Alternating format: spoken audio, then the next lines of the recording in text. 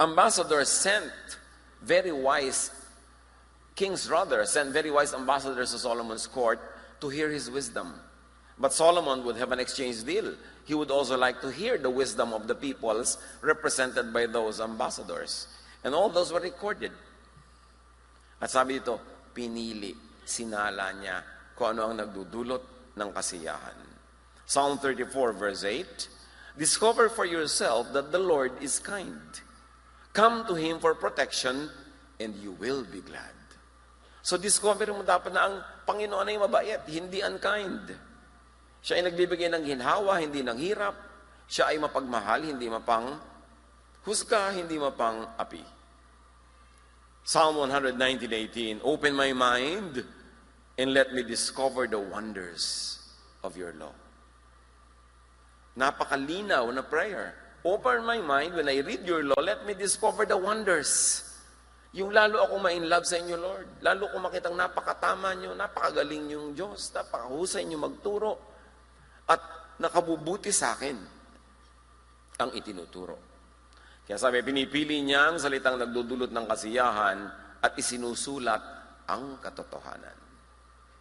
Hindi basta-basta para siyang vacuum na kung ano na lang ang pumasok, diretso, sinasala at isinusulat for posterity yung katotohanan. Ang ipe-preserve niya yung mabuti, yung tama, yung mainam. Hindi half-truths, hindi outright falsehoods. Verse 11, ang mga salita ng matalino ay matulis na tulad ng mga tungkod na pantaboy sa kawan, tulad ng matutulis na pakong nakabaon, pagkat buhat sa tanging pastol nating lahat. In other words, pag matalino daw yung nagtuturo, ang salita niya ay matalim, tumatagos, tumatalab. At pag hindi matalino, yung kabaligtaran, buhat kung kani-kanino ang salita, yung turo, hindi ito tumatalab. Anak ko, verse 12, mag-ingat ka sa mga bagay na wala rito. Ano daw ang pag-iingatan? Sa mga bagay na wala sa koleksyon ni Solomon. Sa mga bagay na wala sa katuruan ni Jesus. Dahil pag hinihambing ang katuruan ni Jesus, ang pinaka-equivalent niya talaga in spirit, mga katuruan ni Solomon. Mga katuruan na nagpapalaya, katuruan na nagpapagaan ng damdamin, katuruan na sasabi kung paano ang buhay ay susulitin at kung paano mamumuhay ng pakikipagkapwa at pakikipagmabutihan sa kapwa-tao. At sabi pa ni Solomon, hindi matitigil ang paggawa ng iba't ibang aklat. Kung sa paggawa lang naman ng aklat, siya na yung champion. Siya na yung pinakamarunong. Pero sinasabi niyo, alam niyo, papunta pa lang kayo, pauwi na ako. Alam ko na lahat yan. Hindi matatapos ang paggawa ng mga aklat. Hindi matatapos ang paglikha at pagbubuo ng mga karunungan. Ibig sabihin, napakaraming sources. Pag hindi ka marunong pumili, hindi ka marunong magbasa, pagod ang aabutin sa'yo. Ang aabutin mo sa paglikha o pagbabasa ng mga aklat. At ang labis na pag-aaral, sabi ni Solomon, ay pahirap sa katawan. Solomon is saying this. Sabi niya, too much study wearies the body. Which also means pahirap sa isip. Pahirap din sa samahan ng mga nag-aaral. Kaya yung mga dati magkakaibigan, mula nung nag-aaral, biglang nag-away-away, nag-iwalay. Mga pamilyang dating united, yung nagkanya-kanya ng aral, nagkanya-kanya ng landas, nagkagulo-gulo. At kuminsan ito'y pahirap din sa buhay. Yung mga dating taong maluwag ang buhay, magaan, wala na masyadong pinoproblematize, mula nung nag-aral lang mga kung ano-anong kasulatan, pinroblema ang lahat, inaway ang lahat, natakot sa lahat, gumulo ang buhay. Kaya sabi ni Solomon, alam nyo, yan din pag-aaral, nakakapahirap yan sa katawan. Pag-aaral lang ano? Pag-aaral ng mga hindi nagdudulot ng kasiyahan. Pag-aaral ng mga nagdudulot lang ng takot, nagdudulot ng mga pangamba, mga duda, at mga paghiwa-hiwalay. Matthew 23:1-4, Jesus said to the crowds and to His disciples, the Pharisees and the teachers of the law are experts in the law of Moses. Ang daming libro niyan, ang daming babasahin, the law of Moses. At sabi ni Jesus, they pile heavy burdens on people's shoulders and won't lift a finger to help. You see the parallelism between Solomon and Jesus and their teachings? Sinasabi ni Solomon, yung pag-aaral, nakakapagod yan. Pagka hindi mo pinili ang yung pag-aaralan. At sabi naman nitong si Jesus, agree. Kita nyo ang mga turo ng mga Pharisees, ang dami-dami, hindi maubos-ubos. Pero anong bunga sa buhay ng mga tao? Pagod, hirap, stress.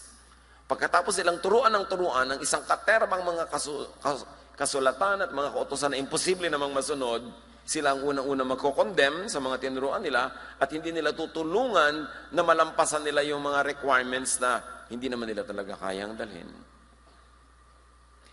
Ecclesiastes 12:9, the teacher was very wise. He used wisdom to teach the people. He was not using foolishness, he was using wisdom. Why was this being said? Because there were many teachers who were using foolishness. Hindi naman talaga maalam, hindi marunong, hindi bihasa, hindi sanay, tapos magtuturo. Siyempre, kung ano lang ang lalim ng isip mo, doon ka lang pwedeng humukay ng pwedeng ituro. Kung ano lang ang lawak ng sarili mong isip, yun lang ang pwedeng marating ng iyong pagtuturo. Marating ng iyong interpretation and application. Paano kung napakalimitado ng isip na yon, tapos pagkukuhanan ng mga katuroang maraming nakatunganga para kainin yung katuroan na yon, napapahamak sila. Proverbs 14:7, stay away from fools. There is nothing they can teach you. Pity people whose king or prophet is ignorant. Pity students whose teachers have no deep understanding of things. Kawawa ang mga nag-aaral sa paanan ng mga nangangaral na napakalimitado ng alam, ng kasanayan, ng pagkabihasa, ng exposure, ng training. Because you cannot give what you do not have. It is only what you have between your two ears that can come out of your mouth, and therefore can enter the ears of your listeners, enter their hearts and their minds, and rule and govern their lifestyles. Kaya mahalaga na pinipili ang pinapakinggan at kung ano sa mga sinasabi ng pinapakinggan, ang buong-buong lulununin kasi itetest mo, nakakabuti ba sa akin? Ano ang effect sa'yo ng teaching? Ano ang effect ng teacher? Is it delight or torture? At sabi ni Solomon, dapat delightful. Ang purpose ng teaching ay hanguin ang mga tao sa hirap. Bigyan sila ng kapayapaan, katahimikan. At sabi ng Panginoon, comfort my people. At sabi ni Jesus, peace I give to you. My peace I give to you. Not as the world give, do I give. So ang lahat ng pagtatangka ng pag-aaral, pagpapalawak ng isip, pagpapalalim ng karunungan, ang bunga dapat sa iyo, peace. Peace with God, peace with other people. So teachings, according to Solomon, should be very carefully organized and reorganized. Organized also in terms of priority. Ano ba talagang priority kung dapat alaman ngayon at sundin? Kasi nag-iiba-iba rin ang priority ng tao sa iba't ibang panahon. Kahit ang Israel, nag-iiba-iba ang priority niya sa pag-approach niya sa mga laws. May mga laws nung araw na napakahigpit nilang pinairal, pero nung panahon ni Jesus, hindi na. Kasi naiba na ang panahon. Hindi nag-iiba ang Diyos, hindi nag-iiba yung katotohanan, pero yung pag-apply nun, according to the purpose for which the word was sent, will have to be contextualized. So sabi ni Solomon, it should be framed and reframed.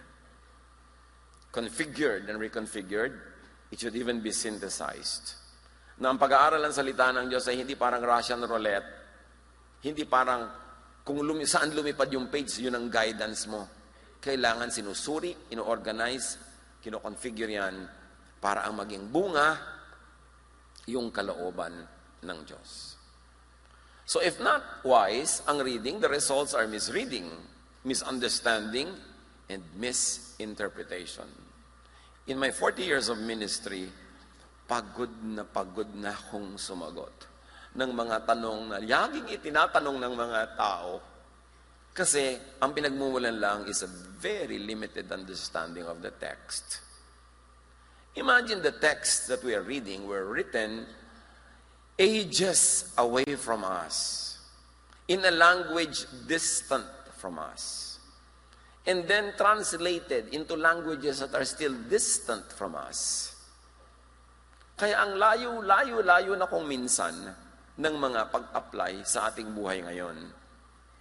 And usually people will see a verse, read it in English or in Tagalog, and limit themselves to that meaning in the English language, and then make all kinds of applications in their lives already. Nakakapagod, nakakaawa, at minsan nakaka-stress talaga. Na nakikita mo kung ano-ano ang bunga ng mga pag-aaral na liko. Kulang sa scholarship, kulang sa panunuri, mga karunungan at kaalamang minadalang kung kani-kanino na hindi mo alam kung kanino nagmula. Pero ganun yung reading. Isa lang ang test, anong bunga sa'yo ng pag-aaral mo? Bumait ka ba? Kasi kung naging mas masungit ka pa, maging hindi ka makatao, mahilig ka makipagkagalit, mang-away, mababa ang turing mo sa iba, ikaw lang ang tama o yung mga kasama mo, mali ang pagbasa mo niyan kasi hindi ang kalooban ng Diyos para dyan. Importante yung scholarship, but people are lazy to think. Laging, Pastor, ano po ba ang gagawin ko sa ganitong verse? Ba't di mo pag-isipan? So kailangan lagi talaga itanong mo yan. Paano kung sinabi ko sa iyo, magbigti ka? Pag sinabi niya, Pastor, yung pong boyfriend ko, papakasalan ko ba kasi ganito, ganon. Tatanong mo talaga sa akin yan, ba't di ko mag-aral? Kailangan suriin mong mabuti. Pastor, wala po akong trabaho, gutom na yung pamilya ko, pero may nag-offer po sa akin, may pasok po pag linggo. Tinanggihan ko po. O pag nagutom yung mga anak mo, ipakain mo yung braso mo, ha? Binigyan ka na ng trabaho, ayaw pa dahil linggo, kasi po worship day. Saan mo nakuha yung interpretation na yan, na hindi ka pwede magtrabaho dahil Sunday. Kaya nga tayo may worship pag Wednesday, pag Thursday, pag Friday, para makapagtrabaho kayo. Dahil po sabi sa Bible, di po ba mag-Sabat? Kung talagang Sabat ang tutuusin mo, Sabado yun. Hindi ngayon linggo. Paano po yan? Literal mo kasi ini-interpret na on the seventh day you will rest. Sabat ang katumbas. Pero ano yung essence nun? That every 6 days of work must be broken by a 7th day of rest. Kung mataon na yung 7th day mo, Martes, dito ka mag-rest, so you don't break the essence and the spirit of the command. Pero you are tying yourself down to the letter of the command. Hindi yung letter yon ang mahalaga. Ang gusto ng Diyos, magpahinga ka. Kaya kita-kita natin kung paano si Jesus, sinasadya pa niya na kung kailan araw ng Sabado naghihimala, to drive home a point na hindi kayo slave ng araw ng Sabado. Ang gusto ng Diyos, mapahinga kayo. Ngayon, kung napapagod kayo lalo sa pagsunod ng araw ng pahinga, di nabaliktad ang purpose. Napagod na po ako sa pagsasabat. Di nabaliktad yan. Ang gusto nga ng Diyos, mapahinga ka. Kaya yung very literal reading and then very literal application in daily life na mga katuroan na itinuro sa isang kaprasong maliit na grupo ng tribo sa isang pagkalayo-layong panahon at pagkalayo-layong lugar, i-apply mo sa buhay mo ngayon unless you exercise very sound scholarship in language reading and meaning and interpretation, unless you contextualize the cultural value of those activities, maliligaw ka at mahirapan. Tulad ng, paano po yan? Nahiga na po ako sa paanan ng boyfriend ko, hindi pa ako pinakasalan. Ginagaya kasi si Ruth. Nahiga sa paanan ni Boaz. Di ba? Maraming ganon. Napakaliteral ng pagbasa. So, kaya mo malalaman ko ang pagbasa ay un-Jesus ang essence? Pag-oppressive. Kasi hindi ka o-oppressin ni Jesus. Psalm 113:18. Open my eyes that I may see the wonderful things in your law. So wonderful ang law. Hindi, nakakatakot pala. Napakahirap pala. Ibig sabihin, may lente yung mata mo, ang nakikita mo doon, hindi yung tunay na value ng verse na yun. John 5:39, sabi ni Jesus sa mga tao, you study the scriptures diligently because you think that in them you have eternal life. They are the very scriptures that testify about me. Yet you refuse to come to me to have life. Said another way, sabi ni Jesus, aral kayo ng aral ng Scripture dahil naghahanap kayo ng buhay, pero hindi naman buhay ang nakikita nyo, kamatayan. Condemnation, judgment. Kasi kababasa nyo, nalalampasan nyo ako, hindi ako ang nakikita ninyo. Sari-sari ang nakikita nyo dyan. Kung sino-sino sinusundan nyo. Kung sino-sino ang pinopoon nyo. Hindi ako. So you don't find life. Sabi ni Jesus, aral kayo ng aral, pero hindi nyo pa rin naiintindihan ng Scripture. At ang natatagpuan nyo, kamatayan. Kaya ang hilig nyo magbatuhan, ang hilig nyo magpatayan, ang hilig nyo mag-condemn sa isa't isa, mali ang framing ninyo ng mga binabasa nyo. Pinapalupit kayo, imbes pinapabait. Luke 24:25-27, He said to them, how foolish you are, how slow to believe all the prophets have spoken. And He was speaking to the leaders of the nation.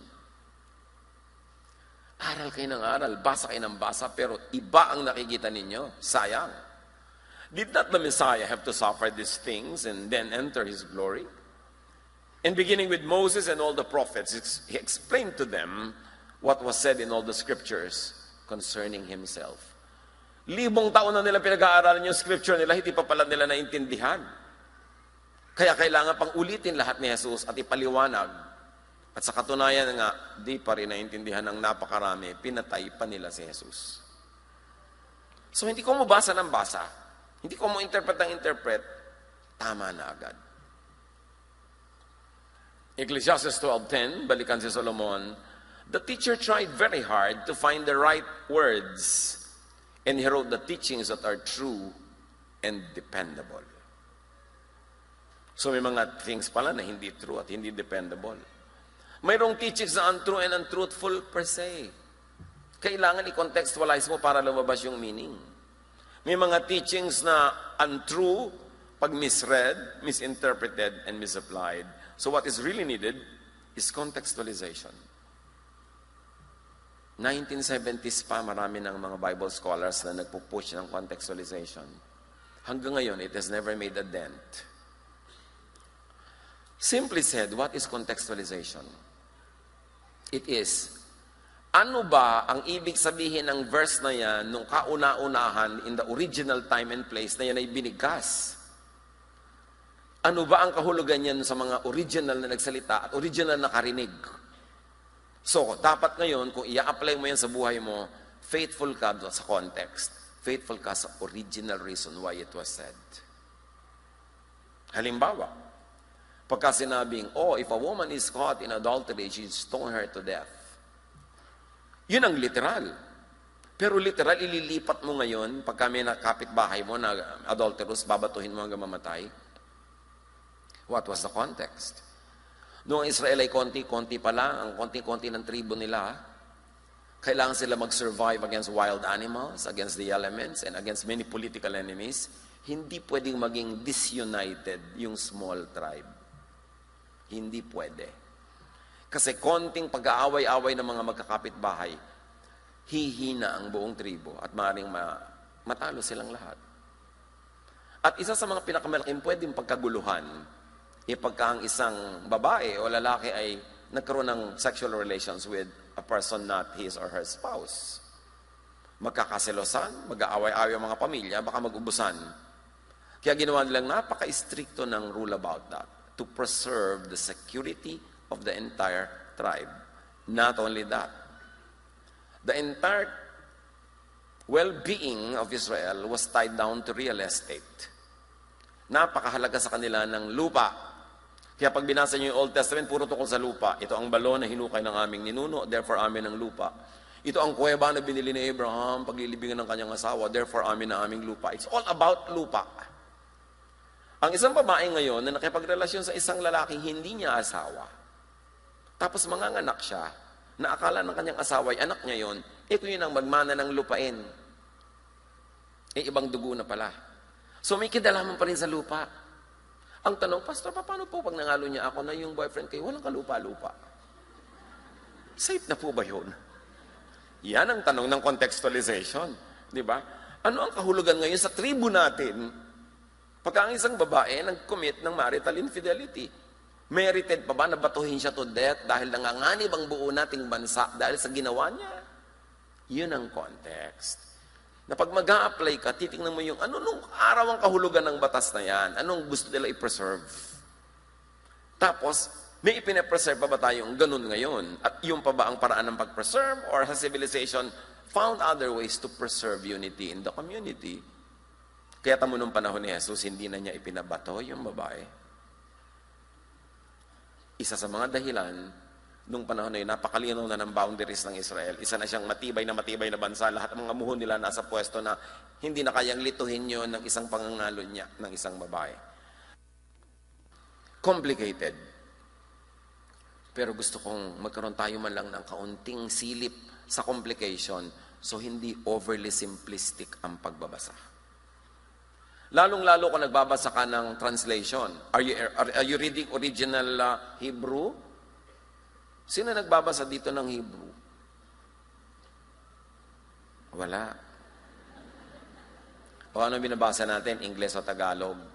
Nagaling sa iba-ibang salin. Sa pagsasalin na lang, every translation is an interpretation. Dahil hindi naman exact yung correspondence sa mga words. When you read in the English Bible yung word na love, ang pinanggalingan niya sa Greek ay pwedeng tatlo. Agape, di ba? Phileo, or eros. Iba-ibang love yun. Love ng God, love ng magkakapatid, at love ng magkasintahan na may kasamang sexual activity, yung eros. Pero pag in English mo yan, love na lang. Kasi limited ang English language. So, ano nga yun ang binabasa mo? Tapos lalaban ka ng patayan dahil sa binabasa mo, yun pala, isa lang yun sa mga possible readings.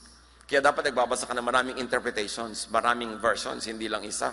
Do not be overly loyal to one version. Dahil ikukulong mo ang isip mo doon sa ginawang policy ng mga nag-translate niyan, how they translated things. Now, don't throw away your translations, but read more para mas malaki ang possibility na makita mo yung buong gustong sabihin ng original language. Contextualization is important. What did it mean to them? Nung araw, yung mga ibang verses are very harsh because it is meant to preserve the community. Pero ngayon, sa ating community, pag pinractice mo yung harshness na yon, instead of preserving the community, you will divide the community. So what is the contextual purpose of the verse? To preserve the unity of the group. Kung ang pag-apply mo ngayon yan, hindi unity ang mangyayari, kundi division, binaligtad mo yung contextual value ng verse. That's why we must be very responsible in studying. At itetest natin doble-doble pag ang effect, pinapasungit tayo, hindi tayo nagiging mabait o mabuti, mas maging suspicious ka sa reading. Maaring tama ang reading, yun talaga sinasabi ng verse, pero ikaw ba ang sinabihan niyan? Remember, ang pinaka-recent na original hearers niyan, 2,000 years ago. Kaya pag sinabi halimbawa, meron pa mga 3,000, 5,000 years ago pa. Pag sinabi halimbawa kay Noah, gumawa ka ng sasakyang lulutang sa dagat, gagawa ka rin? Di naman ikaw yung kausap. Katulad sa mga tinuturo ni Paul sa marami mga churches, he was doing church management. Pag may sinabi siyang, ito, tanggalin nyo, ito, pahirapan nyo, yung mga tao yun, kilala niya kasi lahat yun. Particular incident sa church yun, at meron mga issues na kailangan ma-solve right now. Tapos ngayon, 2,000 years ago, mababasa mo, i-apply nyo sa church nyo, outside of its context, chances are, magkakamali ka ng pag-apply.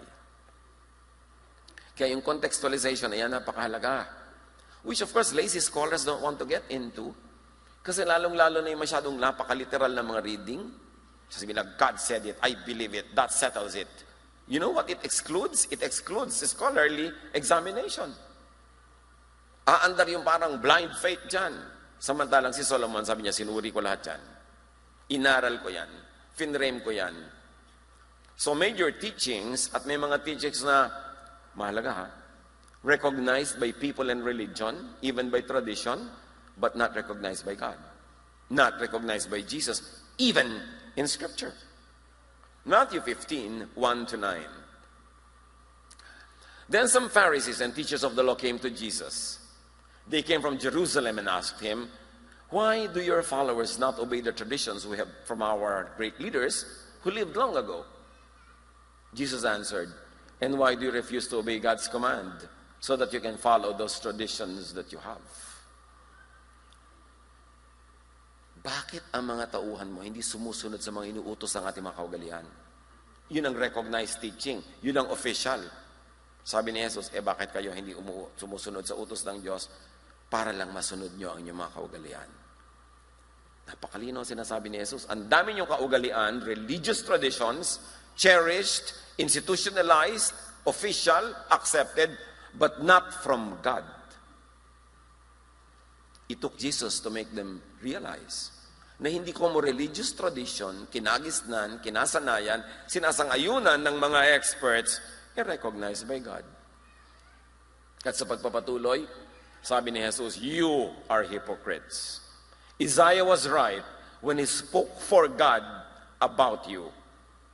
At ano daw sabi ni Isaiah na sinasabi niya para sa Diyos? Those people honor me with their words, but I am not really important to them.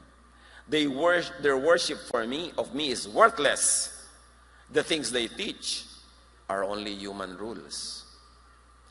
Imagine the cherished traditions, the commandments, the 613 mitzvots, and all the requirements of the Jewish religion.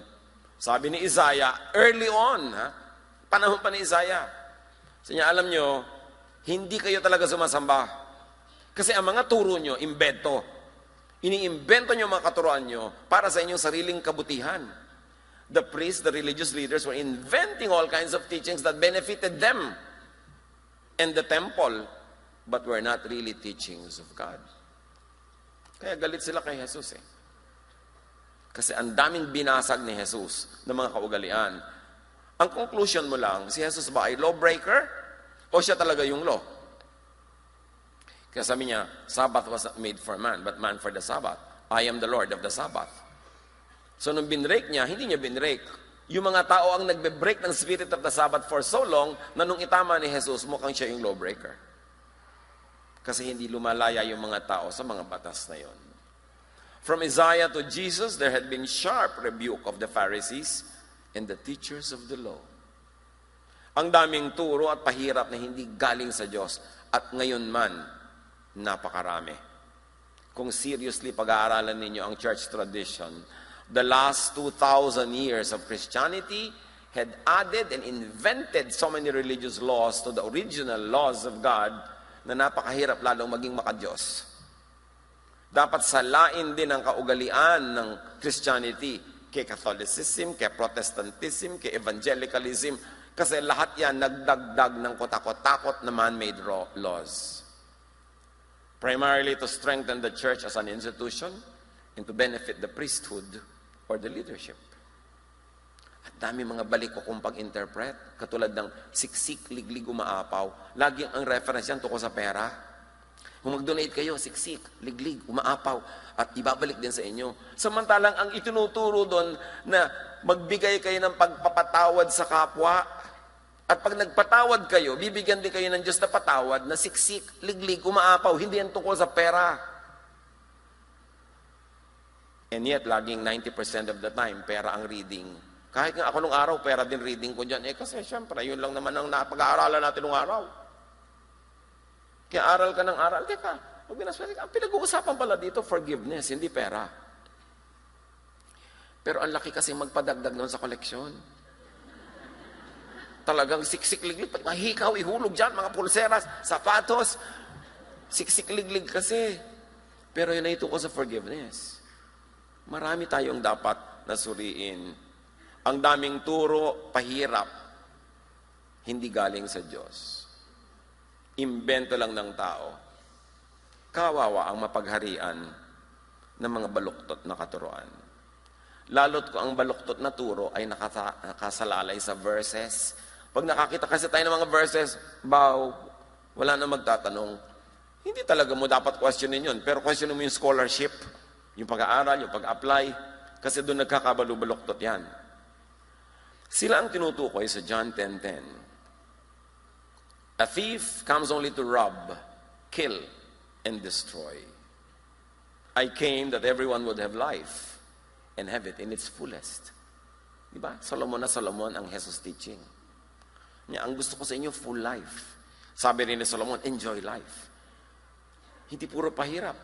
Sabi niya, alam niyo yung mga magnanakaw at tinutukoy niya, mga teachers. They rob, they kill, they destroy. Ninanakaw nila yung saya, yung katahimikan ng loob. Kasama na rin yung mga pondo. Kaya sabi ko noon, kailangan mag-ingat kayo.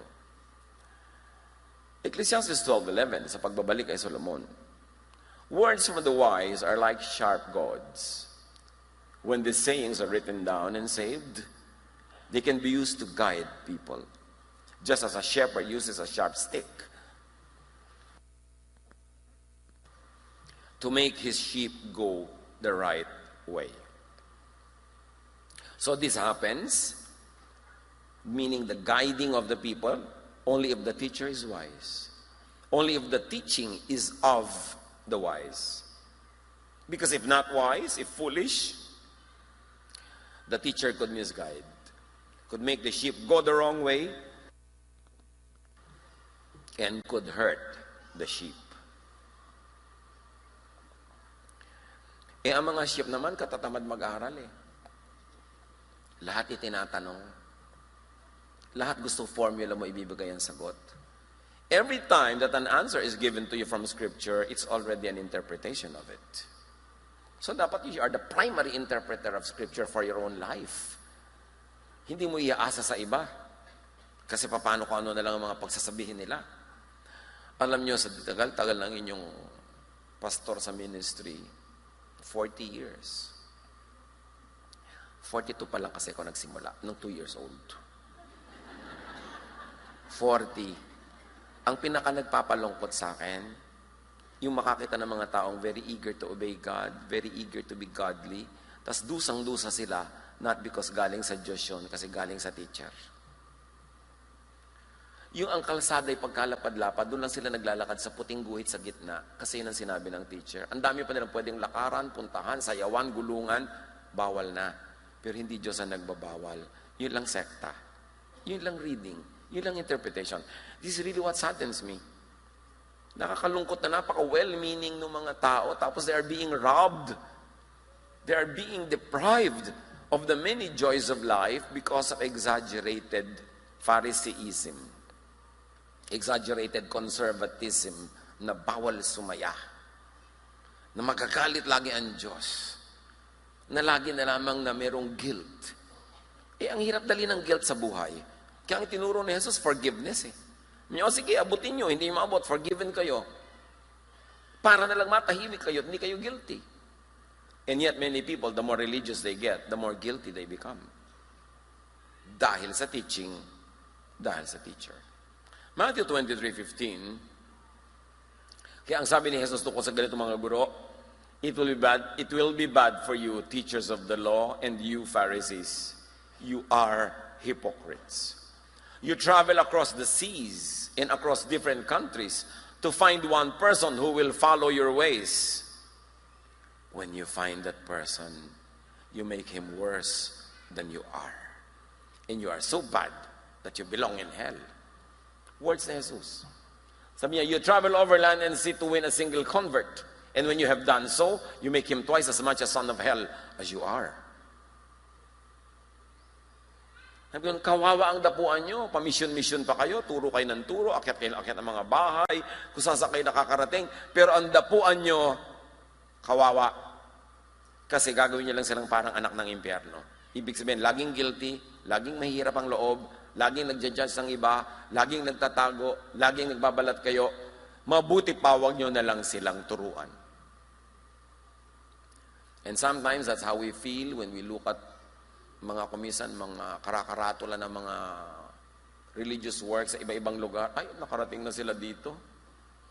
Parang gusto mo sabihin, ay salamat, dala-dala naman nila yung Bible, nakarating din. Pero naku, dala din nila yung mga doktrina nila na magpapahirap lang sa mga tao. Mixed feelings ang mararamdaman mo. At yung mga dinadapuan nila na yun, hindi na yung makikikamag-anak, hindi na yung makikipagkaibigan sa mga dati na kamag-anak, hindi na yung dadalo sa kasal ng mga pinsan nila kahit magkakaibigan silang matalik mula pagkabata. Hindi na sila pupunta sa mga libing ng mga lola-lola nila dahil merong religious value yung mga ritual. Inilalayo sila sa kapwa, sa kamag-anak, sa mga mahal sa buhay, in the name of God.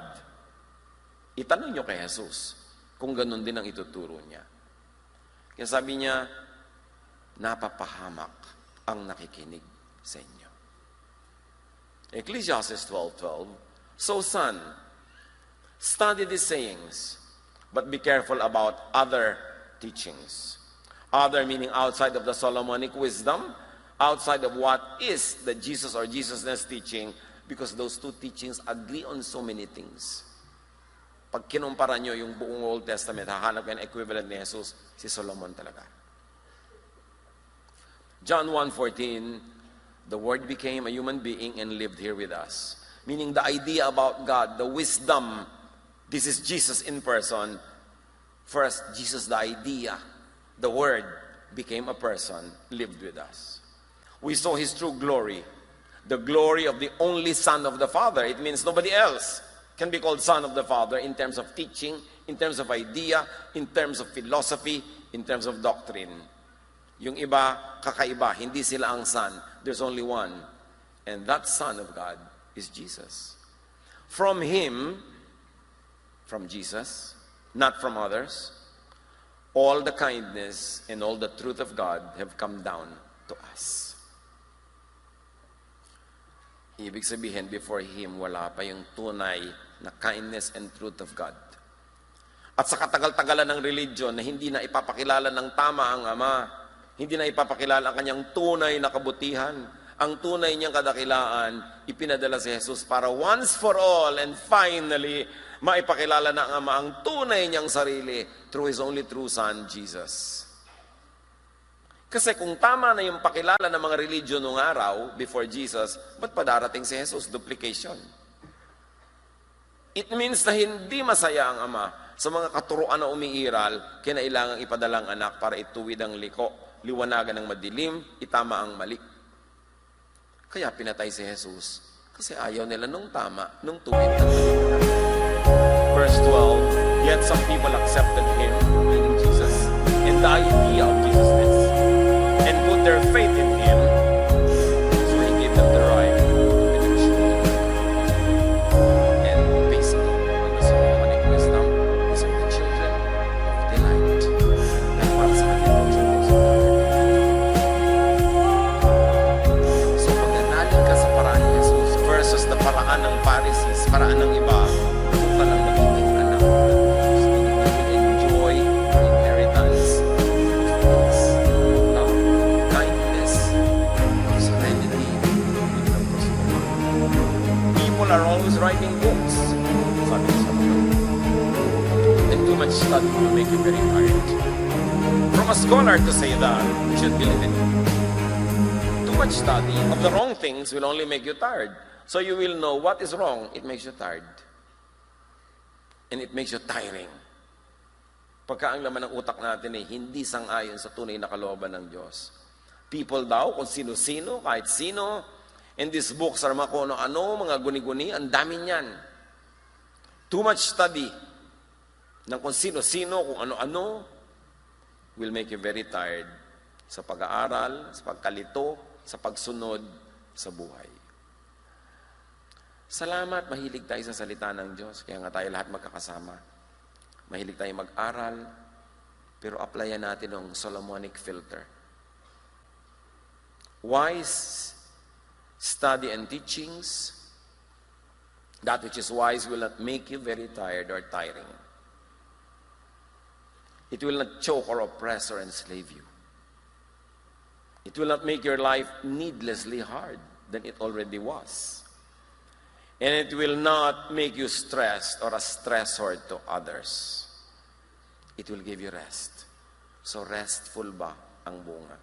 Kahit sa ministry, Pastor, bakit wala po tayong kantata tuwing Pasko? Alam mo ba yung kantata? Kung gaano kahirap gawin ng mga choir. Kapapractice nila, lagi may late, nagkakasamaan na ng loob. Diba, yung laging ganyan. Bisa nag-away-away na sila sa stress ng kantata. Kaya nagkakanta sila para mga anghel na ganyan. Kukurap-kurap. Pero sa likod, nagsasabunutan na yon. Sa dami ng stress, huwag natin i-stressan ang buhay natin, walang kanta-kantata. Diba? Mag-play na lang tayong tape. Ganun na effect niyan. O one song should be enough. Kasi bakit natin mapahirapan ang buhay natin? Bakit natin i-stressin ang mga sarili natin sa pag-aaral ng salita ng Diyos? Yung mga iba, pastor, kailangan ko pong umabsent sa isang Sunday, kahit ako Sunday school teacher, kasi yung Ninang ko po naglulubha sa Bicol. Sige na, kahit 2 linggo. Para ka makapunta. At pagkatapos siya, ka nang a-absent ulit. Di ba? Pero yung mga iba talaga hindi ka papa-absentin kahit naghihingalo ang nanay mo kasi God's work is important. Anong klase mga application yun? Hindi ba God's work yung pumunta ka sa mahal mo sa buhay na nahihirapan? Kailangan ba lagi sa loob ng simbahan gawin yung God's work? Again, invento yun ng simbahan. Para hindi ka absent. Kasi iba naman talaga, pag niluwagan mo, lagi nang absent. Kaya kung ano-ano natuloy yung mga policies na gagawin mo, kaya kailangan bantayan natin ang mga sarili natin. And for us to enjoy freedoms, we should be responsible enough. The wise shepherd will not get you tired. The wise shepherd will give you rest. Simplify. Nung araw, ang ating mga, kasi alam niyo, church natin, nagliliit naman ang simulan natin, 7 tao sa Saudi Arabia, Bible study. Kahit nung nagwo-worship na kami noon, sumasabay lang kami sa, sa cassette tape. Hindi pa nga -1, nagiging +2. Kasi sinasabayan namin, so wala ka pang manunugtog, ba't mo pipilitin? Kaya nung araw, dumarating yung point na ang hirap naman, wala tayong mga manunugtog, wala tayong mga awit, kulang, anong gagawin natin? Simplihan natin ang kanta. Kung wala tayong instrumentalist, i-acapella natin. Ba't kailangan pagurin ang mga sarili natin? Hindi naman tayo nagpe-perform para kahit kanino. Pero kung kaya natin gawin, lahat, full instrumentation, full voicing, maganda, beautiful, pero hindi natin kailangan magpakamatay para lang mangyari yun araw-araw. Kailangan, nakarelax lang tayo. Kasi yun ang gusto ng Panginoon, restful. Not to the point na napakapabaya mo na sa relaxation, you know kung hanggang saan dapat yung limit. O nakakapagod na yan. Ba't natin itinigil ang ating mga pistang Kristiyano? Na ang daming dumadalo, palaki ng palaki. Wow, palaki po ng palaki. Wow, pastor, every year, ang laki. Next year po siguro, mas malaki pa. No, next year, tigil na to. Bakit po? Nakakapagod na. Mahirap mag-maintain ng tradisyon. Taon-taon po ginagawa natin. Kahit dumudugo na tayo dito, sumusuka tayong dugo, gagawin natin dahil taon-taon. So, kailangan ibahin naman natin. Pag nakakapagod niyan, hindi na sulit yung spiritual enjoyment mo sa sobrang pagod, naging performance na, itigil. Ibahin naman. Kailangan nakakapagpahinga ang tao. Kaya sabi sa Matthew 11:28-30, "Come to me all of you who are tired from the heavy burden you have been forced to carry." Kita nyo, this is a version. Yung iba, "Come to me all of you who are tired and heavy laden." Hindi mo alam kung ano. In-interpret niya lalo, dilinaw niya from original languages. "Come to me all of you who are tired from the heavy burden you have been forced to carry by the religious." Yun. "I will give you rest," sabi ni Jesus. "Accept my teaching. Learn from me. I am gentle and humble in spirit. They are not. And you will be able to get some rest. Now you don't. Yes, the teaching I ask you to accept is easy. Their teaching is difficult. The load I give you to carry is light. Theirs is heavy." Yun ang unsaid sa Matthew 28. Pag nagbibigay si Jesus ng rest, it is rest from too much religion that already robs you of happiness, of peace. Yun talaga ang tinutukoy ni Jesus. This is Jesus, and this is Jesusness. Come and taste and see that the Lord is good. Hindi siya nakaka-oppress. Dapat ang effect sa'yo ng pag-aaral ng salita ng Diyos, you fall more and more in love with God. Hindi yung become more and more afraid. Siyempre, ang gusto ng mga ibang religious leaders, lagi kang takot kasi madali kang i-manipulate if you're afraid. But you fall more and more in love with God because you know how loving and kind, how accommodating, how understanding God is. So test the teaching. Test the teacher. The teaching that I ask you to accept is easy. Sabi ni Jesus, the load I will give you to carry is light. Needless religiosity could imprison. Jesus sets free. Keep that in mind when you read. Keep that in mind when you interpret. And do your more reading, personal readings. Read several versions. You will see yung breadth and width and the height of the meaning when you read it from many versions. You owe it to yourself to make yourself a beneficiary of the body of wisdom that God has given to us in print, the Bible. But a correct reading is what is needed. learn from Solomon. Father, we thank you that we could be reminded to be more scholarly, to be more objective in reading verses. Teach us to free ourselves from all the traditional interpretations we have only inherited. At nawa magkaroon kami ng fresh perspective, fresh pag-aaral. It is our duty and privilege to approach your throne of grace directly, personally, through your word. Turuan mo kami, Lord, to be responsible, to feed ourselves with study, with responsible study, and to be more selective, to be more circumspect in listening to the many voices around us. Pagbulay-bulayan natin ang mga kahulugan